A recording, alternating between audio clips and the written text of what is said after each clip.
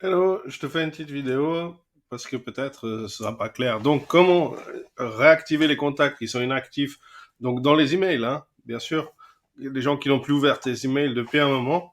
Tu viens sur Contact, tu viens dans les filtres ici, tu mets activité email et par exemple là, à 60 jours, bon bah, on va dire, on est en mai, donc 1er avril, ça te sélectionne les personnes.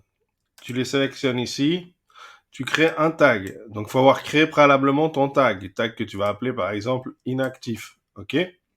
C'est un exemple, hein.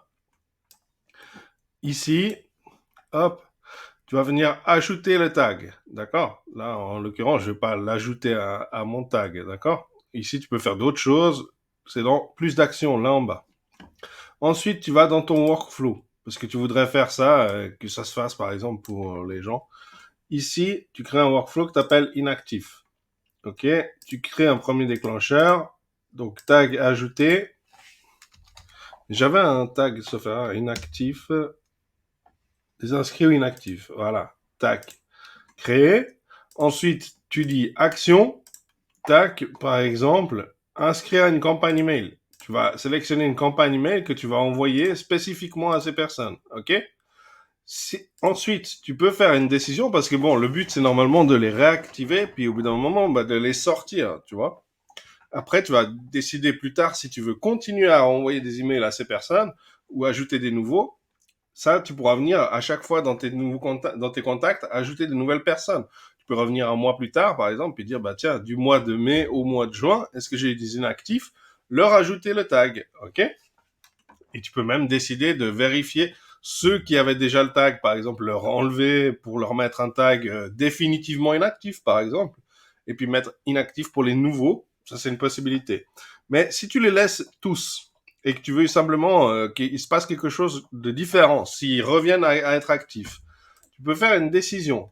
Tu fais tag, clique dans un email, tu choisis l'email de ta campagne, d'accord? Donc là, par exemple, tu vois, comme je l'ai mis mail system.io, il va venir ici, je vais dire, bah tiens, le premier email de la campagne, tac, est-ce qu'il y a eu un clic, tu vois? Alors, le clic encore, c'est peut-être pas ce que tu souhaites pour l'instant, parce que on passe de personnes qui étaient totalement inactives à peut-être simplement, ce serait déjà cool, euh, email ouvert, ok? Ou alors même activité, tu vois? Et là, tu peux remettre, par exemple, à une nouvelle date. Typiquement, là, c'est de la date. Donc, moi, je serais toi, je laisserais quand même passer 2, 3 semaines, tu vois, pour qu'il y ait quelques emails qui leur soient envoyés dans cette campagne. Ça dépend des délais de tes emails. Mais le mieux, ce serait de mettre simplement email ouvert. Et tac, tu mets le premier. Tac, tu mets oui, non. Si l'email a été ouvert, hop, ajouter tel tag ou supprimer le tag, bah, typiquement, moi, je dirais ajouter un tag, mais aussi supprimer, quoi. Donc, supprimer le tag inactif.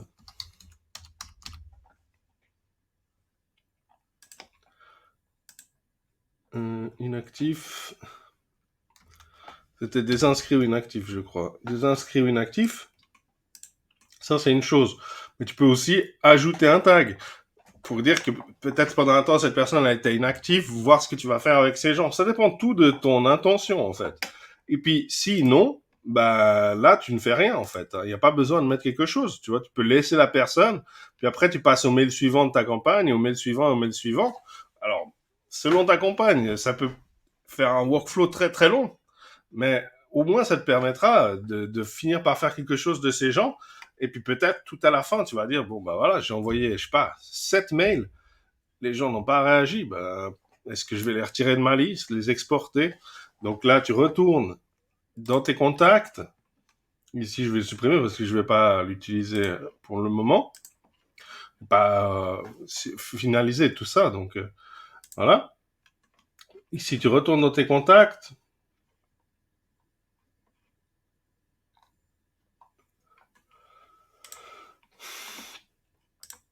Tu resélectionnes ta date,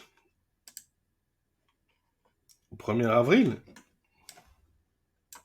Et puis là, tu peux définir en les sélectionnant tous. Donc ça sélectionne tes contacts qui n'ont pas eu d'activité email depuis le 1er avril. Tu peux par exemple les exporter pour en faire autre chose.